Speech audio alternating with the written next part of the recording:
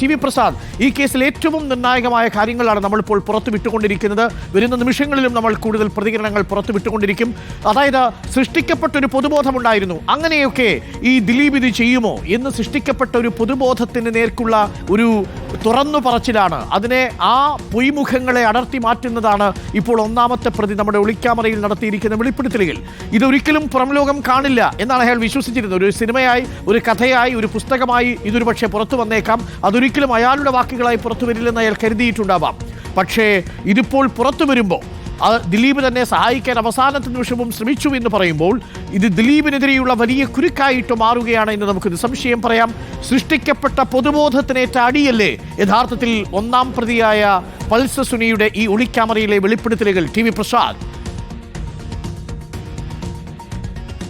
ഉറപ്പായും അരുൺ നേരത്തെ പറഞ്ഞത് തന്നെയാണ് ഇതൊരു പോയിന്റ്. അതായത് ഇതൊക്കെ യാഥാർത്ഥ്യമായിരുന്നോ എന്ന ഒരു തോന്നൽ എപ്പോഴും മലയാളിക്കുണ്ടായിരുന്നു എന്നുള്ളതാണ്.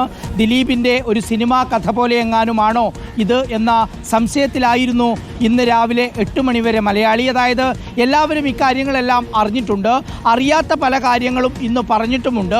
പക്ഷേ എന്തായാലും ഇതൊക്കെ സംഭവിച്ചിട്ടുണ്ടാകുമോ, ഇങ്ങനെയൊക്കെ ഉണ്ടാകുമോ, ഇതെല്ലാം ഇനിയിപ്പോൾ പോലീസ് വെറുതെ പറയുന്നതാണോ, അതല്ല ദിലീപ് പറയുന്നത് തന്നെയാണോ ഇതിലെ ശരി? അങ്ങനെ കുറേ സംശയങ്ങൾ ആളുകളുടെ മുന്നിൽ ഉണ്ടായിരുന്നു എന്നുള്ളത് വാസ്തവമാണ്. അത് പൊളിച്ചു കളയുക കൂടിയാണ് യഥാർത്ഥത്തിൽ ഇന്ന് ഒന്നാം പ്രതിയുടെ തുറന്നു പറച്ചിലൂടെ എന്നുള്ളതാണ് ഈ വാർത്തയെ പ്രസക്തമാക്കുന്നത്. ഇത്ര നാളും എല്ലാവരുടെ മുന്നിലും ഒരു മൂടുപടം പോലെ ഉണ്ടായിരുന്ന ആ മൂടുപടം അങ്ങ് നീക്കുകയാണ് ഇന്നത്തെ വാർത്തയിലൂടെ എന്നുള്ളതാണ് ഇതിൻ്റെ ഏറ്റവും പ്രധാനപ്പെട്ട കാര്യം അരുൺ. മാത്രമല്ല പൾസർ സുനിയിലൂടെ ഒരുപാട് പുതിയ കാര്യങ്ങൾ സമൂഹത്തിൻ്റെ മുന്നിലേക്ക് കൊണ്ടുവരാൻ കഴിഞ്ഞു എന്നുള്ളതും ഇത് ഏറ്റവും പ്രധാനപ്പെട്ടതാണെന്ന് പറയേണ്ടി വരും. കാരണം പൾസർ സുനി ഓരോ കാര്യങ്ങളും വിശദീകരിക്കുന്നത് ഉറപ്പായിട്ടും പൾസർ സുനിയുടേത് കയ്യിലുള്ള തെളിവുകളുടെ കൂടി അടിസ്ഥാനത്തിലാണ്. 1.5 കോടി രൂപയുടെ കൊട്ടേഷനാണ് നടൻ ദിലീപ് നടിയെ ആക്രമിക്കാൻ തനിക്ക് തന്നത് എന്ന് പറഞ്ഞത് ആ സംഭവത്തിന് നേതൃത്വം നൽകിയ ഒന്നാം പ്രതിയായ പൾസർ സുനി തന്നെയാണ് എന്നതാണ് അരുൺ ഞെട്ടിക്കുന്നത്. അതിൽ കൂടുതലുള്ളത് നിരവധി പേർ ഇത്തരത്തിലുള്ള ആക്രമണങ്ങൾക്ക് വിധേയരായിട്ടുണ്ട് സിനിമാ മേഖലയിൽ എന്നതാണ്.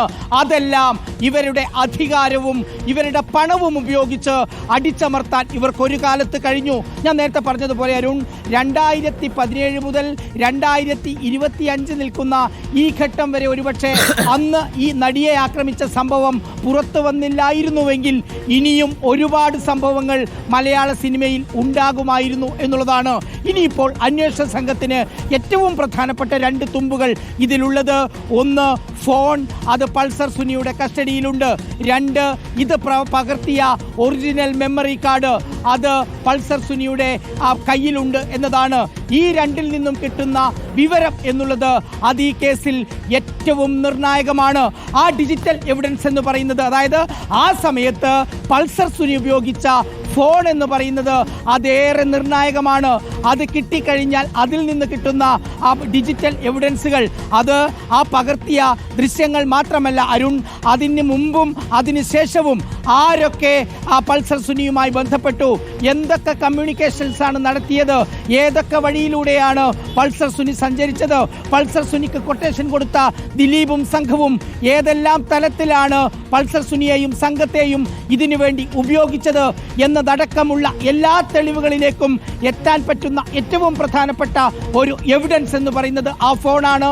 ആ ഫോൺ നശിപ്പിക്കപ്പെട്ടിട്ടില്ലെന്നും അത് അതീവ രഹസ്യമായി സൂക്ഷിച്ചു വെച്ചിട്ടുണ്ടെന്നുമുള്ള പൾസർ രവിയുടെ തുറന്നു പറച്ചിൽ അത് പ്രോസിക്യൂഷന് ഒരു പിടിവള്ളിയാണ്. പൾസർ സുനിയെ അറിയില്ല, താൻ കണ്ടിട്ടില്ല എന്ന് നിരന്തരം പറയുന്ന ദിലീപിന്റെ മുഖത്തേറ്റ അടിയാണ് പൾസർ സുനിയുടെ ഈ വാക്കുകൾ എന്നുള്ളത്.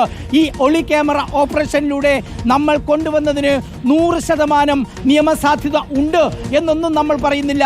പക്ഷേ അതിൽ നമ്മുടെ പ്രാഥമികമായ ഉത്തരവാദിത്വം എന്ന് പറയുന്നത് അരുൺ, നടിയെ ആക്രമിച്ച സംഭവം അന്നത്തെ ദിവസവും അതിനു മുമ്പും അതിനുശേഷവും എന്താണ് നടന്നതെന്ന് അതിന് നേതൃത്വം നൽകിയ പ്രതി വെളിപ്പെടുത്തുകയാണ് എന്നതാണ് ഈ വാർത്തയുടെ പ്രാധാന്യം അരുൺ.